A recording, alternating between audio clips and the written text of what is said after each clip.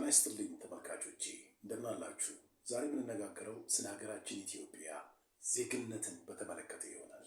ሀገራችን ኢትዮጵያ ቀላል ይመስላል ዜግነት አሰጣጧ። ነገር ግን ከበርካታ ሀገራት ጋር ሲነጻጸር የኢትዮጵያ የዜግነት አሰጣጥ ለሌሎች ዜጎች በጣም ከባድ ነው።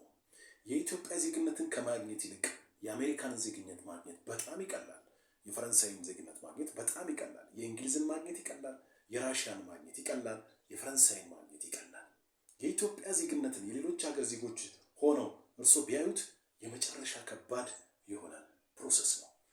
ለአንድ ስታቲስቲክስ ልንገራችሁ። በ2021 በፈረንጆቹ አቆጣጠር የዛሬ 4 ዓመት አካባቢ አንድ ስታቲስቲክስ ወጥቷል። አሜሪካ ለመላው ዓለም የመጡ ሰዎች ዜግነት የሰጠችው ስንት ይመስላችኋል?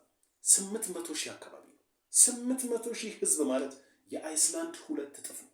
የአይስላንድ ሁሉም ፖፑሌሽን 2 እጥፍ ማለት ነው። በጣም ከፍተኛ ነው።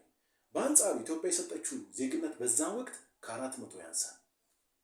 ክቡራን ተመልካቾች ምን ያክል ከባድ እንደሆነ ዩካን ኢማጂን።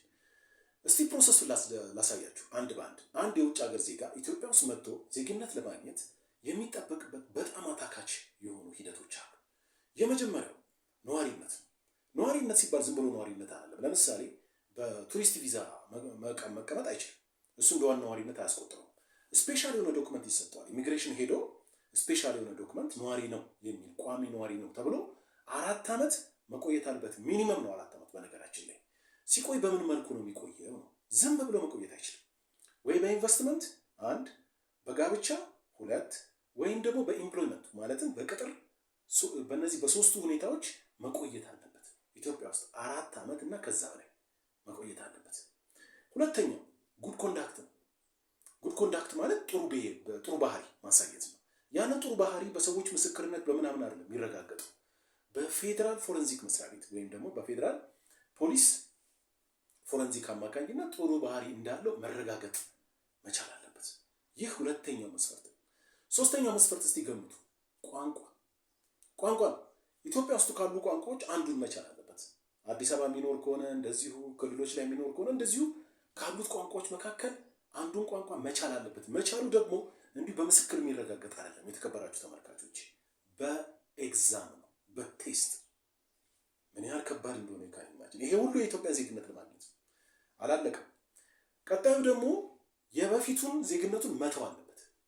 ለምሳሌ አሜሪካዊ ከሆነ አሜሪካዊ መሆኑን መተውን ቃለ መሃላ ፈርሞ መተውን ማረጋገጥ አለበት። የበፊት የነበረውን ዜግነት ኢትዮጵያ አውቶማቲካሊ ዱዋል ሲቲዝንሽፕን አልተቀበለችም። የተከበራችሁ ተመልካቾች አትሰጥም። የሌላ ሀገር ዜጋ ሆኖ የኢትዮጵያዊነትን ዜጋ መደረብ አይችልም። ያ የተፈቀደው ለኢትዮጵያኖች ብቻ ነው። ዋት አይ ሚን ኢዝ ኢትዮጵያዊ ሆኖ ሌላ ሀገር ዜግነት ካለው ዱዋል ሲቲዝንሽፕ እንዳለው ይቆጠራል። ነገር ግን ሌላ ሰው መጥቶ ቻይናዊ፣ አሜሪካዊ፣ ፈረንሳዊ መጥቶ ኢትዮጵያ ዜግነት ቢጠይቅ ያኛውን ዜግነቱን መተው መቻል አለበት የዛኛው። ስለዚህ ዋት አይ ሚን ኢዝ ዱዋል ሲቲዝንሽፕ የሚሰራው ለኢትዮጵያኖች ልላችሁ ፈልጌ ነው። ስለዚህ እሱን መተው አለበት። ዩካን ኢማጂን። ይሄ አራተኛው። አምስተኛው ደግሞ ፋይናንሻል ስቴቢሊቲ። ይህ ማለት ኢትዮጵያ ውስጥ ጥገኛ የማይሆንበትን መንገድ በስራው፣ በኢንቨስትመንት፣ ባለው ሀብቱ፣ በአሴቱ ይህንን ማስመስከርና ማግኘት መያዝ አለበት። ከዛ በኋላ ነው የኢትዮጵያ ዜግነት ላገኝ ብሎ ለአውቶሪቲዎች አፕላይ የሚያደርገው። ይሄ ራሱ አያሰጠው። በነገራችን ላይ ይህን 5ቱንም አሟልቶ ላይሰጠው ይችላል። የተከበራችሁ ተመልካቾች፣ ምክንያቱም ህጉ ምንድን ነው የሚለው? የተከበራችሁ ተመልካቾች ሻል ቢ ግራንትድ አይልም። ሻል ቢ ግራንትድ ኢትዮጵያን ሲቲዝንሺፕ አይልም ህጉ። ሜይ ቢ ግራንትድ ነው የሚለው። የተከበራችሁ ተመልካቾች ዊች ሚንስ ባይ ዲፎልት ይህ ሰው ይህንን 5ቱንም ክራይቴሪያ አሟልቶ የማያገኝበት ሁኔታ አለ። በአውቶሪቲስ ዲስክሬሽን ነው ይሄ የሚወሰነው። በሰጪው አካል ወይም የኢሚግሬሽን ባለስልጣን በሚሰጡ አካል ዲስክሬሽን ከፈቀደ ዊሊንግ ከሆኑና ይሆናል ዜጋ ይሆናል ብለው ካሰቡ ነው የሚሰጡት እንጂ አውቶማቲካሊ ይህን ካሟላ ይሰጣል የሚል ህግ የለም ኢትዮጵያ ውስጥ። በዚህ ምክንያት የተከበራችሁ ተመልካቾች ኢትዮጵያ ውስጥ በሌላ ሀገር መጥቶ የናቹራላይዜሽን በሚባለው ፕሮሰስ የኢትዮጵያን ዜግነት ለማግኘት የሚጥሩ ዜጎች አሉ በብዛት። የተከበራችሁ ተመልካቾች ነገር ግን በጣም ከባድ ነው የኢትዮጵያን ዜግነት ማግኘት። የተከበራችሁ ተመልካቾች ልክ የሳውዲን እንደማግኘት የጃፓንን እንደማግኘት እጅግ በጣም ከባድ ነው። የጃፓን እና የሳውዲ የመሳሰሉ ሀገሮች ልክ ከኢትዮጵያ ጋር እኩል ክብደት ነው ያላቸው ዜግነታቸውን ለማግኘት ማለት ነው። እኛ ግን አልታወቀንም። የተከበራችሁ ተመልካቾች ውስጡ ስላለንና ዜጎች ስለሆንን ይህ አይታወቀንም።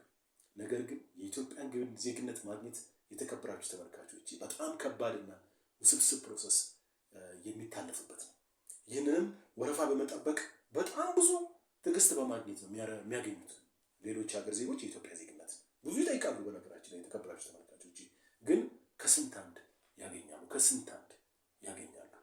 የዛሬው ዝግጅቴ ይሄን ይመስላል። በሌላ ጊዜ እንገናኛለን። ለዛሬው ሰላም።